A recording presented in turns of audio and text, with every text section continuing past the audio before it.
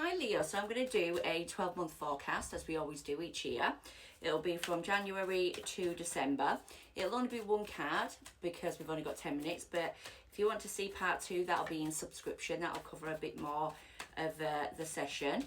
But yeah, let's see, just a little overview for each month and see what's coming in. So let's just get you a couple of cards first. So let's start. We need 3 of these.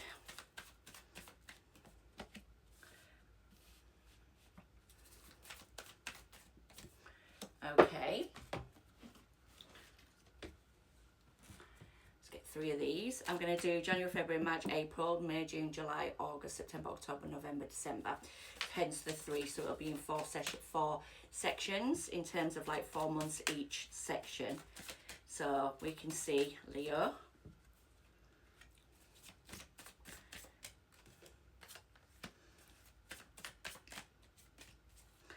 Didn't want to come out, so I'm not going to force it.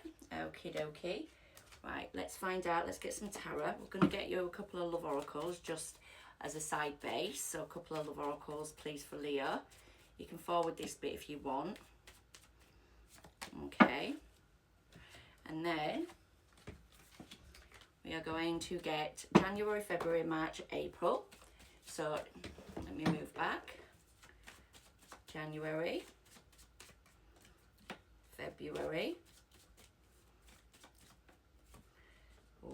March,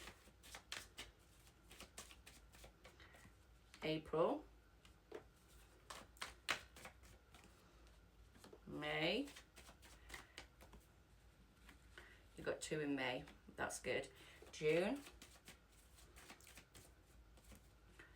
July,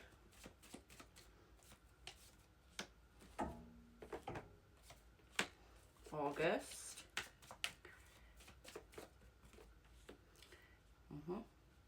September, October, November and December.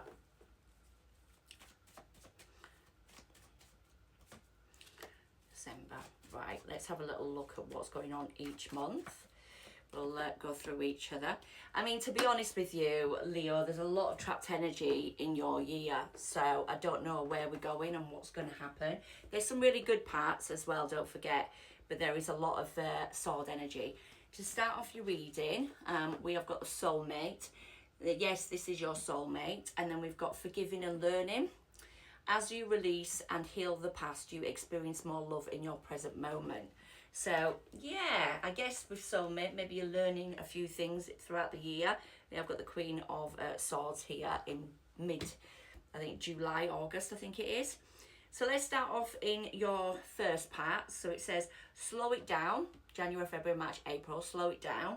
And then it says a personal issue reaches resolution. The Queen of Cups in January says to me there's an emotional situation that feels that you feel connected to. So it could be a really good emotion, Pisces, Scorpio, Cancer. It feels to me like it is a exchange of happiness, exchange of abundance in the month of January. Maybe you're moving home, maybe you're sort of picking up on some more stability in your life in terms of your career, relationships. It's going to make you feel really emotional, which I kind of like. In February, we have to run through it quite quickly, but you know, in part 2, I will go into it a little bit deeper. But in February, we have got the Devil. The Devil is January energy, so that's the Capricorn energy. They could be something to do with your stability that you're really wanting to ground and root. Considering in January, you've got that stability and you're very emotional about the stability. It could be that in February, you're like, oh my God, I need to stabilize this. There could be some kind of toxicity or an issue there that happens in the month of February. Someone could have a bound and chain type of energy to you or vice versa. Let's just get a clarifier. There's an expansion forward, so that's good. Maybe there's something you've been really wanting in February that you're pushing forward on. So there's like this sort of like get up and go for you that you're like, right, okay, this is what I need to do in February. This is where I get to my destination. It's an expansion to the Devil. The Devil's about grounding and rooting. So in January, like I said, there could be something about your stability that you're feeling very emotional about. Let's have a look at March. We've got loss, sorrow, or regret. So there could be something in March that you're moving forward away from. So in March, there's some sort of loss or regret. There could be something that you're working through, a change that needs to happen. There is some forward momentum because I've got the Six of Cups, not Cups, Six of Swords. Six of Swords to me speaks of moving to calmer waters, moving away from maybe the devil, expanding forward and being more stable. We're having to make a change though, so you're looking back on something, but that's asking you to look forward now. So let's have a look in April. We've got some exhaustion, wounds, and you're fighting. So it could be you're fighting for something in April. April, please. For change. I mean, there's some really exciting changes, but you're having to fight for it. It could be a job, it could be a relationship, it could be some sort of move. I mean, we start off the year in stability. By April, there's a change. So by April, you're sort of wounded, exhausted, but you want to keep fighting for something. The Nine of Wands belongs to you in Tarot.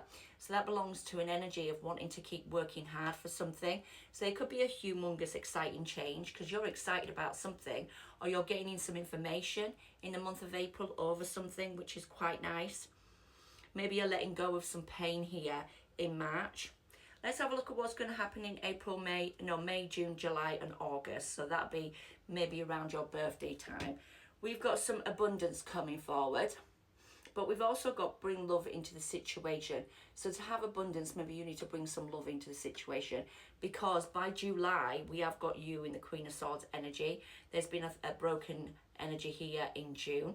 So in May, we've got a Wheel of Fortune and some clarities coming forward. To me personally, I feel like there's something that is divine timing and destiny, and you're getting clarity over that in May. So that could be where your abundance starts to come into form. That clarity, let's have a look what that is about divine timing and destiny, and it is a Wheel of Fortune. So let's have a look. There is some sort of balancing of something out. There is some equal give and take on something here that's maybe been out of balance in previous months. So in May, that looks like things are kind of balancing out and you're getting more clarity, or you're clearer on what you need to do moving forward. In June, this is where maybe the bring love into the situation comes in play. But in June, I have got Three of Swords, which is the third party or heartbreak, or there's some pain here that you're dealing with in June. So let's see what that is. It could be someone's effect on you, your effect on them in June. But let's have a look. There's a lot of pain. Maybe there's that type of year, that month is always a painful month for you, Leos. So let's see. There's a judgment, a reconciliation, a renewal of energy from someone that maybe put you in a third party or a heartbreak in the past.